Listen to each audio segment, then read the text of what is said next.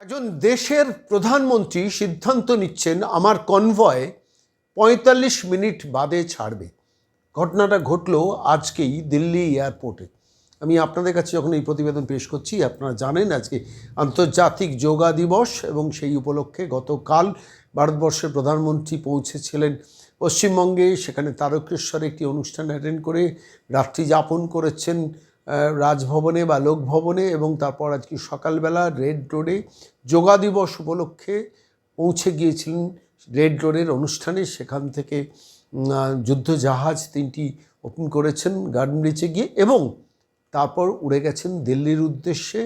দিল্লি যেতে এয়ারপোর্টে যখন ভারতবর্ষের প্রধানমন্ত্রী প্লেন ল্যান্ড করেছে, ল্যান্ড করার পর দুপুর 1টার সময় ল্যান্ড করার পর ভারতবর্ষের প্রধানমন্ত্রী সিদ্ধান্ত নিয়েছেন আমি ৪৫ মিনিট বাদে আমি নিজের বাড়িতে ফিরব।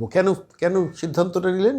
তার কারণ আজকে ছিল সর্বভারতীয় নয়, সারা পৃথিবীর মানুষ যেখানে পার্টিসিপেট করছেন, ভারতীয়রা পার্টিসিপেট করছেন নিট পরীক্ষা।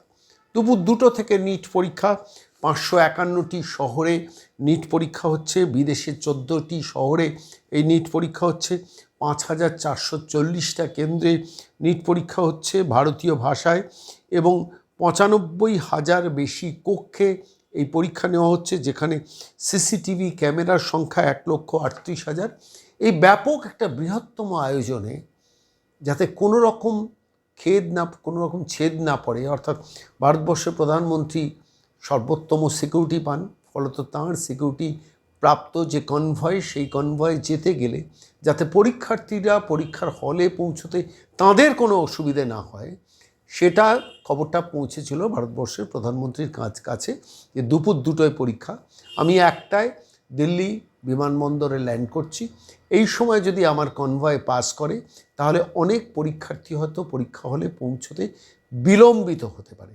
ফলত এয়ারপোর্টে তিনি নিজে অপেক্ষা করলেন ৪৫ মিনিট দিল্লির এয়ারপোর্টে অপেক্ষা করে। তারপর ভারতবর্ষের প্রধানমন্ত্রী নরেন্দ্র মোদী তার কনভয় যাত্রা শুরু করলো তার বাড়ির উদ্দেশ্যে। এটা একটা যুগান্তকারী ঘটনা। আমি কেন বলছি? কখনো কোনো রাষ্ট্রপ্রধান, কখনো রাজ্যে ভারতবর্ষের প্রধানমন্ত্রী, কখনো ভারতবর্ষের রাষ্ট্রপতি এই সিদ্ধান্ত নিয়েছেন, আমার অন্তত জ্ঞান তো আমার জানা নেই। যুগান্তকারী সিদ্ধান্ত এবং সঠিক সিদ্ধান্ত। সাধারণ পরীক্ষার্থীদের কথা মাথায় রেখে একজন দেশের প্রধানমন্ত্রী তার কনভয়ের সময়সূচিকে পরিবর্তন করে নিজে এয়ারপোর্টে বসে থাকছেন। দুপুর 2টোয় যখন পরীক্ষা শুরু হলো ভারতবর্ষের প্রধানমন্ত্রীর কনভয়, তখন দিল্লি এয়ারপোর্ট থেকে নিজের বাড়ির উদ্দেশ্যে রওনা দিল। এই ঐতিহাসিক ঘটনাটা আমার মনে হলো আজকে খবরটা কি জানতেন সেগমেন্টে ছোট্ট করে আপনাদের দেওয়া দরকার। কিন্তু সিদ্ধান্তটা অত্যন্ত গুরুত্বপূর্ণ এবং যথাযথ সিদ্ধান্ত।